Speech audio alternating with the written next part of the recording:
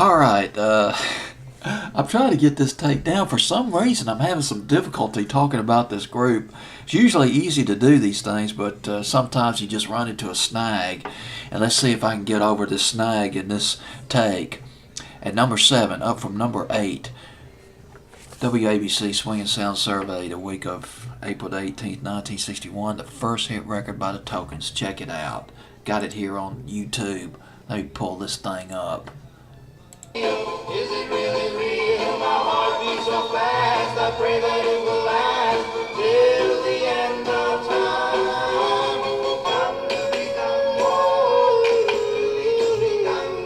time. Man, this is a real happy, chirpy record by the Tokens. It went to number 15 on Billboard's Hot 100, but it is a bona fide Lost 45.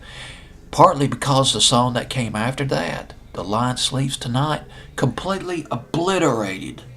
The song was so big, it obliterated memories of their first hit record, Tonight, I Fell in Love. Only a few people remember this song. I know Dick Clark did, but of course Dick Clark's dead now, but Tonight I Fell in Love by the Tokens. The Tokens, a brief history on the Tokens. They go back to 1955. High school kids, the Link Tones. They were called the Link Tones. 1955. One of the original members of the Tokens, Neil Sedaka. But he left in 1957.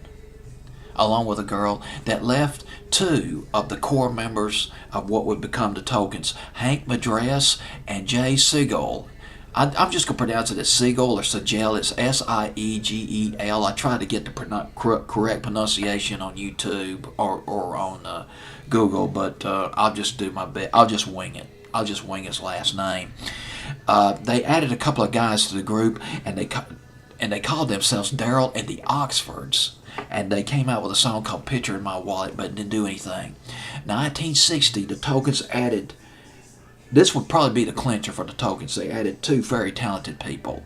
Very young, too. I believe one of them was 13 years old. Two brothers, the Margot brothers, Mitch and Phil Margot, signed a deal with Warwick Records.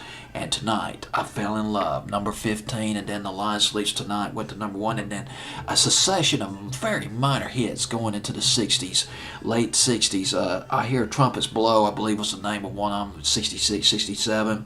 Just barely made top 40. But the thing about the Tokens, a lot of people don't know this about the Tokens. The Tokens started their own production company in the early 60s. They were producing the Chiffons, Randy and the Rainbows, and later on, the Happenings.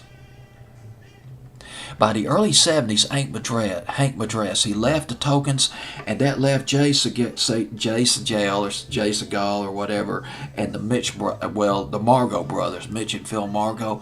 But those three guys, oh gosh, nobody remembers this. I'm a lone wolf in the wilderness. Cross Country, they formed a band. Those three guys formed a band called Cross Country.